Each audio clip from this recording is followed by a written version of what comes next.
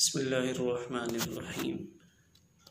خطابت ایک فن ہے، ایک ہنر ہے، اپنی بات سامعین کے دلوں میں اتارنے کا ایک بہترین سلیقہ ہے۔ خطابت اللہ کی طرف سے عطا ہونے والی ایک صلاحیت ہے۔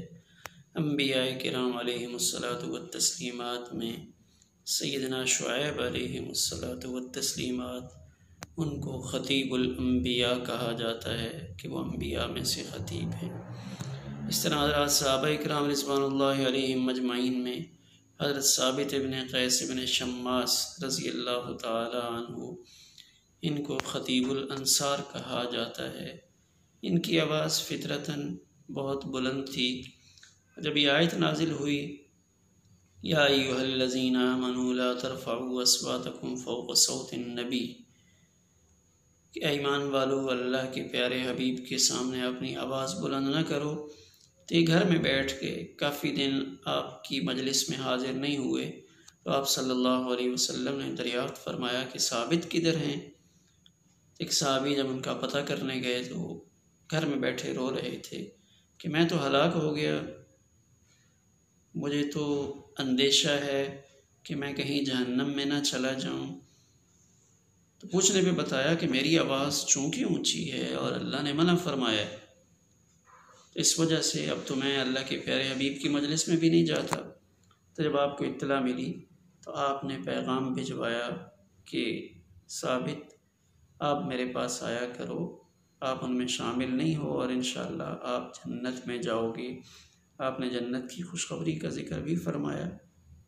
تو یہ فطرتاً بہت اونچی آواز والے تھے، تو ان کو صحابہ میں خطیب شمار کیا جاتا ہے۔ اس طرح حضرت حسان بن ثابت رضی اللہ تعالیٰ عنہ اور حضرت کعب بن مالک رضی اللہ تعالیٰ عنہ کے بارے میں بھی قول ملتا ہے کہ یہ بھی خطیب تھے، بہترین گفتگو کرنے والے تھے۔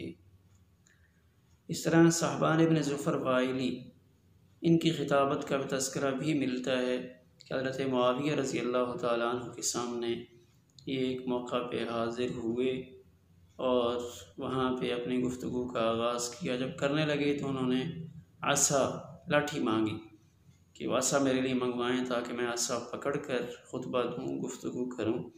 حضرت معاویہ رضی اللہ تعالیٰ عنہ نے ارشاد فرمایا کہ تم امیر المومنین کے سامنے کھڑے ہو، ویسے ہی دے دو۔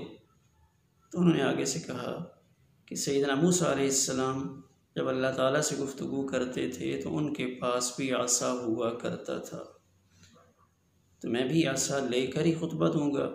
تو انہوں نے عصا لیا اور بہت طویل وقت تک گفتگو کرتے رہے، یہاں تک کہ عصر کی نماز کا وقت ہوا۔ حضرت معاویہ رضی اللہ تعالیٰ عنہ نے فرمایا انت اخطب العرب، تم عرب کے بہترین خطیب ہو۔ تو انہوں نے فرمایا نہیں، انت اخطب العرب والعجم والانس والجن، کہ عرب کا، عجم کا، انسان اور جنات سب کا خطیب ہوں۔ تو یہ بھی خطابت میں مشہور ہیں۔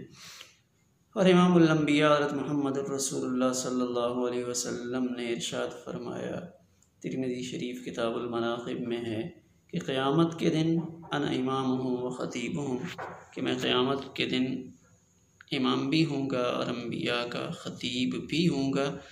تو قیامت کے دن آپ صلی اللہ علیہ وسلم خطیب ہوں گے۔ یعنی خطیب کا معنی ہوتا ہے کچھ لوگوں کو سامنے مخاطب بنائے اور ان سے گفتگو کرے۔ تو امام الانبیاء حضرت محمد الرسول اللہ صلی اللہ علیہ وسلم قیامت کے دن خطیب ہوں گے۔ تو انسانوں میں، لوگوں کے اندر بھی بے شمار خطیب گزرے۔ ہندوستان میں حضرت سید عطاء اللہ شاہ بخاری رحمۃ اللہ علیہ تعالی، ان کی خطابت وہ مانی ہوئی ہے۔